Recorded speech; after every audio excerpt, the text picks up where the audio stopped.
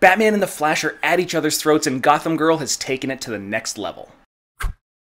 What's up, everybody? I'm Stan, and welcome to Detail Comics, where we go over comics in detail. This is an iRate review, the show where I go over a comic book, its story, its art, give you my impressions, and let you know whether it's something you need to go back to the comic book shop for or not. Make sure you subscribe to get more of these every single week. The book that I want to talk about right now is Part 4 of The Price, The Flash number 65, written by Joshua Williamson. And it's got Rafa Sandoval on this final part of this 4-part crossover, and oh man, the stakes are getting super high. The rumor is that this is going to lead into DC's event for the summertime and the next year in the Year of the Villains, so let's dive in and see what's going to go down. In Flash number 65, we come to Part 4, the finale of The Price, a 4-part crossover from Joshua Williamson dealing with a team-up between Batman and the Flash. And in the last few issues, we've actually seen the conclusion that Gotham Girl is no longer working for the heroes, she's aligned herself with the evils of this world, and she's injected herself with some sort of super venom which she used to resurrect her dead brother Gotham. But the beginning of issue number 65 is more of a Flash flashback, where he's looking back at the Sanctuary house as he goes to find Wally West, and then we immediately thrust ourselves into the conflict between Batman, the Flash, and Gotham Girl. With this injection of this super serum, she has taken on a whole different scope of powers in terms of her level, and the intensity as to which they ravage her body is amped up as well. The Flash running around trying to get people to help each other as he's clearing out Central City, Batman trying to come into conflict with Gotham Girl and defend everyone from her advances.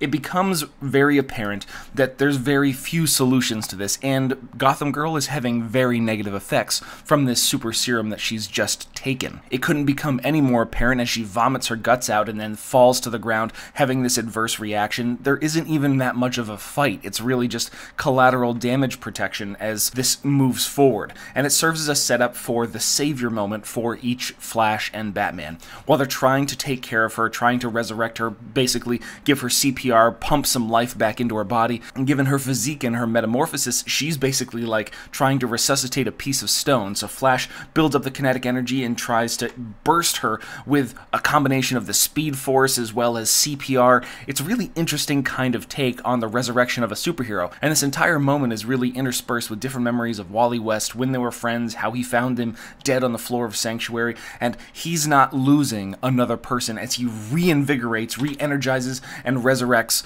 Gotham Girl. But that doesn't mean that things are over. Remember, Iris West was at the Central City Police Department when she was trying to find things to write Wally West's obituary. So she came across the various photos, and now she's here in the aftermath, this crater where Gotham Girl landed, and this is where the conflict that was set up inside issue number 2 really comes to a head. Iris has some choice words for Batman and Barry Allen alike, because they just do nothing but encourage these young individuals to come forward and try to be heroes. They don't let them know what kind of price they're planning on paying when they become a part of this superhero community. All they do is move forward without any thoughts of the repercussions that are going to happen, and Barry Allen is the worst of them because he's enabling this crazy kind of mindset that Batman has. And we get more of that once we get back to the Batcave as Batman and Flash rush off to try and save Gotham Girl. They put her in a stasis tube similar to what they found on the island so that way her body can regain its composure, it can heal itself, and then eventually Batman can teach her to become a hero, which completely misses the point of the entire exercise. Not only does it lack any insight into the situation that just happened, it lacks any show of progressive thinking, any kind of processing of what really happened, because Claire only wanted to be a hero because of her brother Gotham. She didn't have the cool origin story, which she tried to explain herself. She is a girl that is delusional, she has mental health issues, and those need to be taken care of. And Barry Allen just asked the question, what if she snaps again? And the reality is that Batman tricks people into thinking that he always has a plan when in reality he doesn't, or at least that's the perspective of Barry Allen again. He can't allow this to ever happen. He's no longer hopeful or optimistic, and that's what Batman kind of points out. It's just that that version of the Flash died with Wally West. And this leads to the ultimate conflict between Batman and the Flash, how things kind of come to a head inside The Price. And this is a war of words. Batman says that this is the price that they pay to protect the loved ones so that way the loved ones don't have to. But Barry doesn't necessarily see it that way. All he sees is another bullet going into Alfred, another abduction for Iris, another dead Robin, or possibly a forgotten partner. And that just kind of sets everything off, making for a little bit more chaotic action as the Flash dodges all the countermeasures inside the cave and just stops short of planting one directly into the face of Batman. He could punch him 100 times before he even had a chance to get off a countermeasure. And that is where we're going to leave those two heroes. They each go back respectively to their own different places. Batman staying in the cave, working out what he's really going to be doing with Gotham Girl, and then Barry goes back to the home or the house that he's really been sharing with Iris as he finds a note that she's left. She was talking about how she was writing the obituary, and how when she was writing that, she was talking about the various aspects of Wally and how he always wanted to help people. He couldn't help but do that, and she realized that she was actually talking about Barry Allen himself, the Flash, and what he does to kind of take everybody, and that's the price that he pays. He can save everyone else, but he can't save himself from that life. And as Joshua Williamson wraps things up in an epilogue, he's dealing with too many mysteries. We see Batman in front of a giant screen where we've got all these different faces of various people inside the DC universe, and we need to investigate. He needs to investigate how people have been acting outside of their normal kind of purview. They've been acting different, and how it could be impacted, how this leads into the year of the villain. And the only person that he has next to him, the only person that he thinks that he can trust, is Superman. But Superman doesn't even know if he can trust Batman, because if they can't trust the Flash and the rest of their Justice League teammates, who can they trust? And that's where we're going to leave off Flash number 65. And when we take a look back at the entirety of this 4-part crossover, the price is kind of interesting. Everything gets set in motion by this cold case, the murder of Wally West, and how they haven't been able to find any kind of answers. The reluctance of Batman to even perform the autopsy, just due to the nature of his friendship, has made for some really serious impacts in the overall progress of the case itself.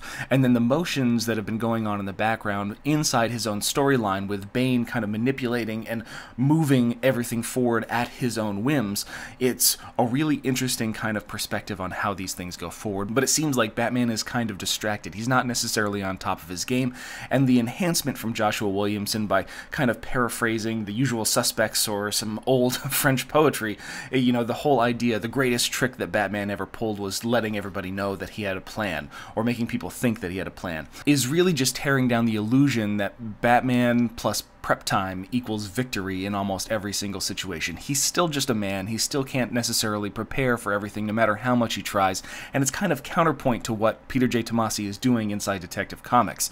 No matter how much preparation he has, there are still points where Batman is fallible. And when we take a look at the art, Rafa Sandoval does a really fantastic job. His character work is fantastic. His whole action scene, especially the last portion where Batman and Flash are fighting, is just tip-top. But as far as the 4-part crossover goes, I think that the price stands alone as a really good palate cleanser, or a break that we're taking from the Nightmare storyline that Tom King is writing, and it provides a lot more context for future developments that are going to happen inside the Justice League, as well as other books over the course of the Year of the Villain.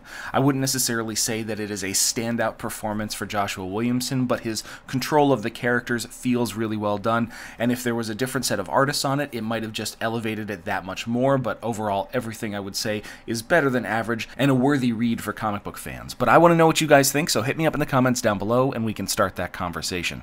As always, if you like what you see, hit the like button. Don't forget to subscribe to get more news, reviews, and commentary on comic books, comic book movies, comic book TV shows and games, and anything and everything inside the world of comics.